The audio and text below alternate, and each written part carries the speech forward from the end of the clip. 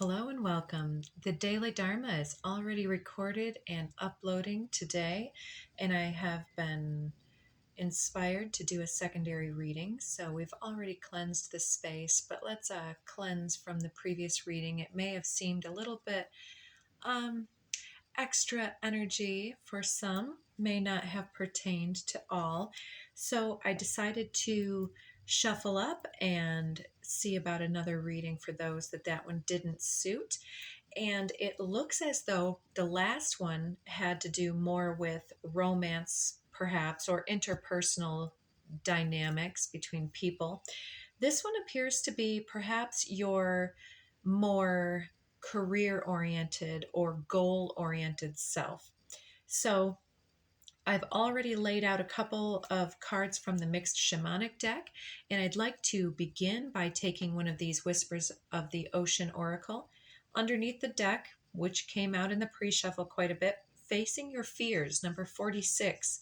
Look for ways to strengthen your connection to the universe and others. Stay peaceful and calm in the knowing of who you are. I'll give you a peek at that.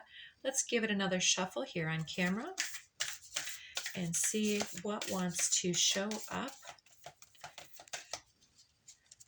Seeming like you're feeling overwhelmed by either your creativity or by the weight or breadth of what you have to do. A few cards popping up from the center there. All right. And Facing Your Fears remains on the bottom. So I'll give you another picture of that. So something coming up with the fears in this situation. Let's see, what else? So 2 cards. Total Submersion, number 32. Don't be afraid to totally immerse yourself in a project, interest, or goal. Give it 100% of your energy, and you may find what your life has been lacking. Yeah, in the previous it came out with empty well, like something was missing, weren't feeling that fulfillment. And so this may be part of, maybe I will call this the daily Dharma too. So needing to really get into our own goals, interests, hobbies, and passions to bring back that sense of inspiration, investing in the self, whether that's through just taking in a good book or really getting into something creative and something that you can put your whole self behind and put your name on, perhaps. And then 48, disengage from outcomes. Let go so that you can open yourself to the highest love that you deserve.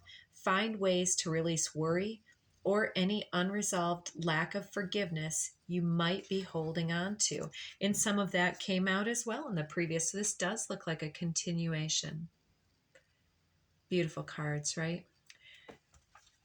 So we've got, what is that? Is that a killer whale and another type of whale, maybe a humpback? So something about whales. Whales are they not the record keepers of the ocean?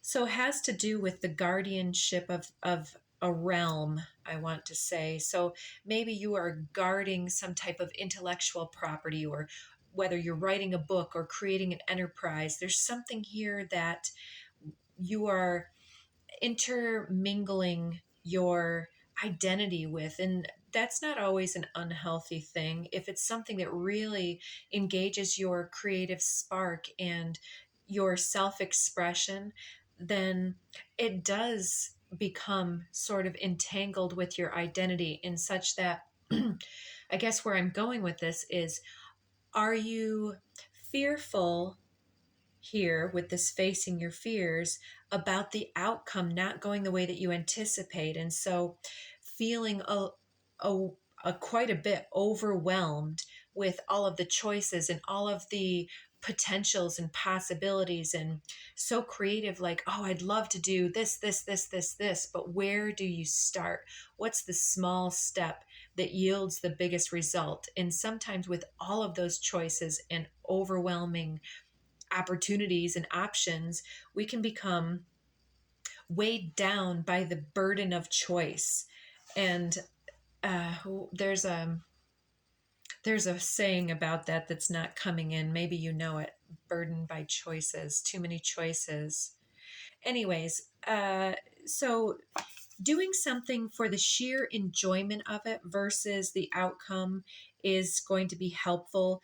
And just doing something, it doesn't matter what. Sometimes I can be in that state that I've described, which is why it was coming through. I'm like, yeah, when I get into that place, this is how it feels to me. But sometimes one of the things I will do is if I know I want to, again, work in garden, but I have 100 things that I need to do yesterday because that's the nature of spring. What I'll do is I'll go out and I know I need to do something such as like watering has to be done. Got to go out and water. And then while I'm watering, I think, what would I like to do? What sounds like fun? Or is there anything that absolutely needs done? And if I do that for a little while, then I can do a little bit of something that calls to me. And I don't get worried if I flit from one thing to the next. And it can be very scattered energy, but as long as there's progress being made in all directions, it's not a waste of energy. Although there's not those deliverables at the end of the day saying, well, I did this until completion, which can lead you to being exhausted. But if you do 100 things instead of those 10 things with that one check mark being delivered at the end of the day, you've still done 100 things, which is 10 times more than that one check mark, if you catch my drift. So the shamanic cards that came out, the first one was 34, many paths. So many opportunities, many options. You can go either way. In a job, you can do many things with the skill set that you have already cultivated by the many interests and passions that are shining through your self here. And I'm seeing the sand ripples below the water surface, and there's something taking shape here. It's appearing like a lotus, a fire lotus, and then also a water lotus, very energetic in form, but also like a peacock. And I watched one of my favorite readers, the I Scry with Steph, and she had this, if a peacock and a phoenix had a baby, this rebirth, which was completely in line with some of the ideas I had conveyed in a message that day. So I knew that this was similar, but that idea came through with, it was so interesting because a peacock and a phoenix, and it was whatever one I had that had the phoenix in it just a few days prior to this broadcast. But the many paths, it's like, how can we honor our eccentricities and our exotic, unique nature and our individuation, and making something personalized and meaningful that is an expression of our passionate self, and also remain fired up and inspired without becoming depleted or without second guessing those outcomes. Like, will other people like this artwork that I've created? Well, art is its own blessing, it's its own enjoyment. And so if you're doing something you love, yeah, you may want that passive income or something else to happen with it. But if you are having fun, that's all that matters. Such as this channel, I'm talking to myself at this point. Some days I get very few views, but I have to come back to Spirit says, do you love it? And I love it. And I know that there's peace, that there's unity being created on some level through the words that I'm uttering, whether or not anybody listens. That tree in the forest that I am, the I am that I will be and that I will to be, is still making those voice declarations, perhaps in an empty forest, but in time, the ripples of that tree coming down, of me felling the giant nefarious things that need to be relinquished in order to create the space, to create the beauty. It's all being done. And so if you're creating the art, if you're creating the thing that you love, don't let yourself become distracted by the approval of others or by others seeing the glorious brilliance of what you are bringing here and into shape and into form. And don't become overly stagnant or fearful to take action or weighed down by the gravity of it, because the beauty and the enjoyment is in the travel. It's in the 100 things that you have to do. And sometimes we can become distracted by the weight and the gravity of that. But gravity, what is gravity except magnetism? The greater gravity and culmination of centering and focused and determination, gathering resources with the next card, 21, the gatherer. Bringing this together is what becomes the harvest. The harvest is in the gathering process. And as I'm trying to convey, it's not about the point of arrival, like, oh, I want to do this so that I can enjoy my life and relax and have leisure time, or I'm doing this so that I can make the money to do this and to do that.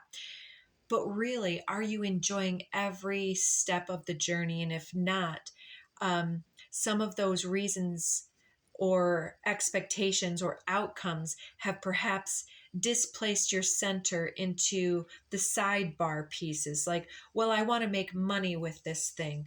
Like, um, I have a few friends that are trying to do their side hustles. One coming to mind with her photography, gorgeous work, but getting people to buy into something from the beginning is, there's a lot of art out there. There's a lot of photographers, and it's about really going out and engaging with your own beauty and brilliance more so than the outcome. We get it, right? Moving on. So the gatherer is about our ability to gather experience, our ability to gather enjoyment out of the every step of the journey.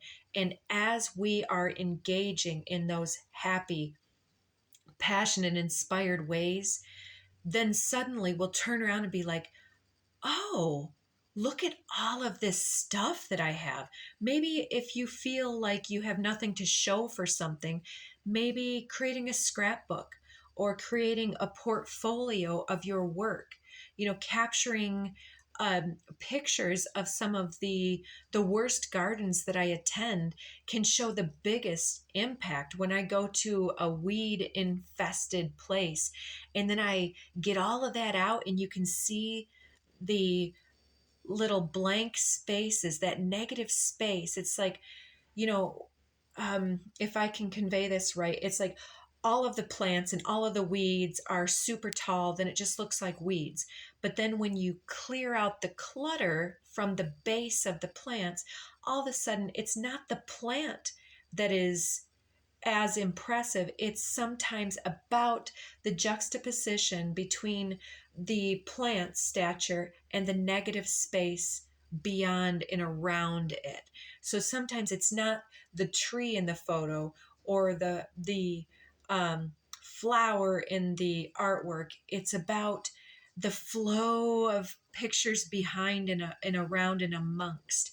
And we can sometimes, there's that saying about, can't see the forest for the trees. It's like if we're looking at every single piece and every single like and who liked and who didn't like, and I mean, maybe that's not what you're doing, but if there's some type of calculation happening, then maybe it's showing you that you've gotten too in the head about it and not from the heart. And what initially draws us to the path is the enjoyment and the love and being in the heart. And so if we've become beside the self in some way, gather yourself, gather your courage, gather your passion, and gather your resources, and do it for the doing. Lastly is 15, the drum. So this shamanic ceremonial tribal, perhaps individual here, shown with this drum and a huge mallet. See how he's drawing back the mallet. It's almost like a metal worker or somebody even working in a factory or something. But when you do something and you want to do it for the right reasons, this can even pertain, maybe you're not feeling creative, but even at a job, like you got to, let's say you work at a factory and you got to push the same button every day, push that button, unclog this, push that button, do this, do that, keep up with this. Da, da, da. It can become, I'm hearing doldrum, the doldrums of life. Drum. It's like, how do we do something repetitively and stay inspired? It's by making it part of the dance, so if you've got to do a factory job, you can get into the flow by like making a bit of a dance, making it a rhythm. Bump, bump, bump, boom, bump, bump, bump, boom. Make it a dance, make it a little bit of a stretch, make it a flow, sing to yourself. These are just examples. Flipping on some music when you're creating, or, something such as that. When you're doing it, do it with the passion. Anything worth doing for any reason is worth doing well. And anything that we're doing can become an expression of our chi and an expression of our energetics, and how that goes in. It imbues things. How we cook, the recipe, it becomes imbued with the energies that we're putting in it. So any type of engagement, it's like disengaging from the outcome here is so multifaceted, but there's some kind of a fear that could even be like, am I on the right path? Am I doing the right thing? Have I stayed too long? Do I need to go someplace else? Am I being overlooked or underestimated here? Well, then face your fears and move beyond them. Push them back with the with your persevering nature and with the presence that you bring. So I split the deck after this, and I have 43 overflow, overwhelm, and plenty. So there's some kind of perhaps either overwhelming circumstance or overwhelming emotion that's coming forward, or even the overwhelming options that we need to keep some type of momentum going without moving too fast, I want to say, because if we move too fast, then we can become, we can kind of slip and fall into the deep end, I want to say, or not notice when we've gone too far, or when we've become stagnant or disenfranchised in the doldrums. There's a way to re-infuse this by really getting deeply into something, and that total submersion. Again, with this guy with that fully drawn back mallet, it's like, he could hit the metal like boom, boom, boom, but he's like boom, boom. Do you see the difference of the displacement and the activation of the core? The actual core of your being driven into that. I think that speaks for itself. It's like, if you're going to dance, you could be the woo type, It's kind of like, put your heart into it, put your guts into it, put yourself on the line. And then I want to reread this. Look for ways to strengthen your connection to the universe by engaging that core and that passion and your connection with others. Stay peaceful and calm in the knowing of who you are. You are an artist in some way. And then lastly, 40, mindful group think. So I don't know why everything is so blurry today. It's probably this lighting. But there are so many images here. There's this monkey mind here on the bottom. There's all of these ideas going on. It's again with the overwhelm, many paths, groupthink, gatherer. So you've got all of these things at your disposal, and it's in the clarification of what goes where. So maybe you do need to pull back and make a plan first, but then when it's time to act, take your time, don't go too fast, practice presence and enjoyment in the moment. So I like this reading. It's like when the mind becomes too busy, we really need to uh, bring it back in to the base, grounding out our energy. So instead of having our mind being full, being mindful of what the needs are, what we're there to do, what we're doing, what are we infusing our artwork with the need for money and appreciation, then it's ego. Or are we infusing it with, I am going to enjoy capturing this one thing and capturing it a few ways and just practicing how does the light flow here, and what if in this artistry I took this one thing that should be purple and I colored it with all of these gray scales and blues and indigos and pinks and raspberries, showing how the light hits it. It's no longer just purple. You know, like in this tapestry behind here, it's like there are so many shades coming in, but when you look at an object, it might be purple and the whole quality of it is purple. But as we look at it, as the light plays upon the surface, it can look bright here and dark here. So it might appear black here and raspberry fuchsia over here. And so stepping out of the box of the group think, the expectation can help us to reset. So the card that flew out was innocence. I thought it was going to be simplicity because they have a similar color pattern, and immunity on the bottom. Innocence and immunity. So immunity to me is like immune to the response, immune to the feedback, whether it's good or whether it's bad. It doesn't quite matter, because if we're doing it because we love it, then it doesn't matter what other people are saying about it, so to speak. And so getting back to the reason behind it is going to re-engage us and helping us to not worry about the money, not worry about the ego validation or the receptivity, gets us back to what's at the heart, what's at the core. So let's take one on the many paths card specifically, faith. Have faith in the path that you've chosen and in the way that you've chosen to approach it. Have faith that all things will be accomplished, because that is the nature of your path. It seems quite simple the way things are coming through. Let's get one for gather. I have the urge to shuffle again. Immunity.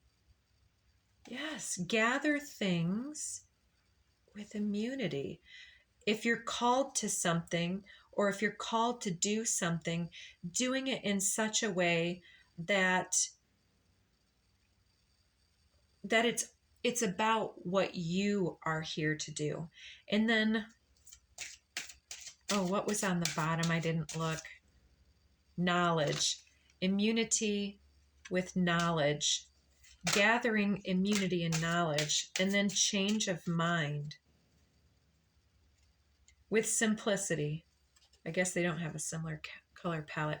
So I'll take all of that on the gatherer, changing our mind about, in the gatherer also, the ideas that others, or the feedback that others are giving us, or that we are willing to integrate and receive, because there's always positives and negatives, and we're gathering this feedback and changing our mind to becoming more neutrally engaged with that, getting back to the core.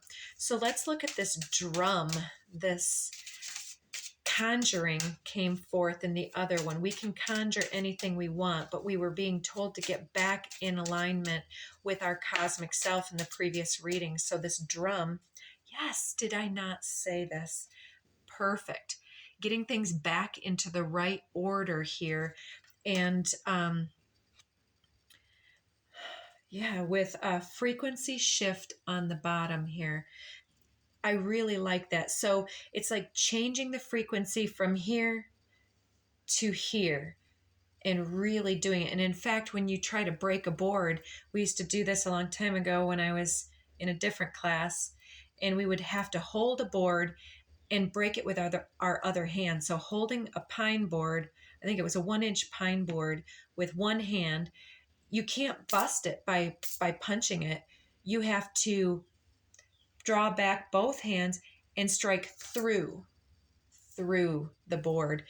And this is I don't know why that's coming up, but it's something about in order to push through the moment, it's like we really have to commit to the full engagement.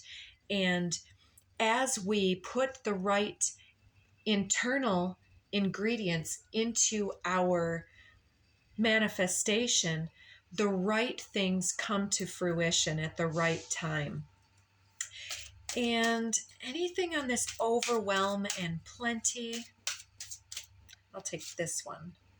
Contact, really. Okay. So integrity, coming in contact with our integrity. One more here. Recognition. So yeah, other people contact, communicating, commenting, recognizing your work, and you recognizing your needs in this way, getting back to integrity. It seems like that same message that keeps coming through, but it seems like there is going to be some type of movement coming through. That one fell pretty far down here. Fearless. That goes really well with facing our fears. Let me see if I can even reach it without bumping everything out of the way. Surfacing. Okay, so some type of recognition or communication is overwhelming us with the outcome, wondering how individuals are going to interact with our masterpiece or our artwork, and then overthinking, bringing it back into proper order will help others to recognize the beauty behind it and not the other. And so there's surfacing recognition for your gifts, for your approaches, for your artistry. Yeah, people can tell when you're in a good, bad, or indifferent mood. And on mindful group think, any further clarification? Feline. So we have the monkey mind, and now we have the feline. And that feline card is very elusive to me. It's almost like the cats are independent. They don't care what other people think. They do what they do. This one, commitment. Commitment to your own feline independence and ingenuity, and doing it because it appeals to you, not because you think that others are going to be drawn to one thing or another, but for the sheer personal divinity being expressed. So your cosmic identity, your divinity is being brought forth and out through, whether it's your voice or your paintbrush, whatever tool, your hammer, your drum, whatever you are using as a tool to create whatever it is that you're engaged in. It is actually below the surface. It's a way for us to conjure our manifestation of our own inner divinity through this medium. Our mediumship ability speaks through whatever materials that we're using. So, yes, that overwhelm, surfacing recognition and contact. It's like getting below the surface helps what's at the depths to come forward and move through us and move outward through, let's say, the paintbrush that we are artistry creating in on the canvas of our life. So I'm going to go ahead and leave that one there, and I'm going to take one of these cheesy little love notes from the universe. You are adored. Don't be fooled by the players, and don't be fooled by yourself. There's no one more lovable nor loved than you. And I know everyone. Precious. The universe. Beautiful. And when a thing hurts your eyes, stop looking at it. When it hurts your ears, stop listening to it. And when it hurts your heart, stop justifying it. I love you so much, the universe. Create space for new love, new artistry to move through you. So if your negative commentators or detractors or any type of negative self-doubt or self-speak is surfacing in your mind, quit looking at it, quit justifying it. Affirm your artistry and brilliance. And then we have see me in their eyes. And I always have to change this one. Whenever conferring with another, either face to face or across the miles, whether a human being, departed spirit, or sentient tree, always speak to the highest within them. It makes such a difference. Amen. The universe. P.S. Yeah, as if some trees weren't sentient. Glad you caught that. So, yeah, speaking to the highest, doing it for the highest, putting your faith in that highest. So see me in their eyes. It's like when we're looking at that flower or that tree or the light playing upon the surface of the water and the brilliance and sparkles that are created by the tinkling brilliance of the little starry fireflies. See the beauty and the artistry. See it with the divinity that you are. And then when you, in your heart and soul, capture that context and convey it, others will be caught in the snares of your gorgeous energy. So, time to make a demonstration. Says the older the soul, the softer the glance, and the quicker the smile, and the sooner to say, I love you. They also skip and wink more than normal and hold hands with those they walk beside. Utterly fearless, the universe. There's that word again. Fear not, you are adored. Take good care of yourself, and I'll see you guys back in a few days' time. Have an excellent weekend. Bye now.